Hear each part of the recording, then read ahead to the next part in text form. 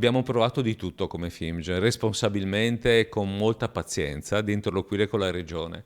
Ieri abbiamo avuto un incontro su nostra richiesta con l'assessore, abbiamo capito che abbiamo fatto pochi passi avanti. È muro contro muro tra regioni e medici di famiglia aderenti alla FIMG, il 70% dei circa 3.000 professionisti veneti che dopo l'ennesimo nulla di fatto hanno deciso di passare all'azione. Ci si è promessi di ritrovarsi all'ennesimo tavolo tecnico per l'ennesimo documento, ecco questo gioco al massacro noi non ci siamo più e quindi ecco perché lo stato d'agitazione che parte da oggi e che presume un'interruzione dei rapporti con la regione e con le aziende sociosanitarie. Vogliono spiegare cosa accade a sindaci e cittadini. Non si parla ancora di sciopero per responsabilità nei confronti dei pazienti.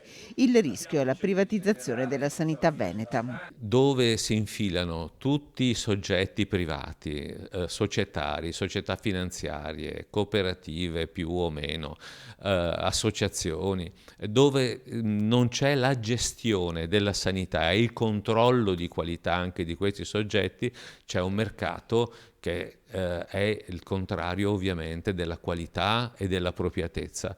E sembra che questa sia una volontà regionale, perché tutti questi soggetti hanno campo libero, non hanno condizionamenti, non hanno controlli, offrono prestazioni anche surrogate che scimmiottano un po' la medicina generale. Tra i problemi la mancanza di medici di medicina generale. In Veneto, dati FIMG, sono stati banditi a concorso 701 posti, 377 sono quelli ancora vacanti, con punte del 76% nel bellunese. C'è questo grosso problema che riguarda un po' tutte le province, ma è particolarmente evidente in quella di Belluno, che sappiamo essere una provincia molto vasta, con popolazione sparsa, con la necessità che il medico di famiglia debba avere più ambulatori. 8.300.000 le prestazioni offerte ai pazienti nel 2022 solo nella provincia di Padova, ambulatori che non sono mai rimasti chiusi neppure in piena pandemia, con i medici che rivendicano l'appropriatezza delle loro prescrizioni,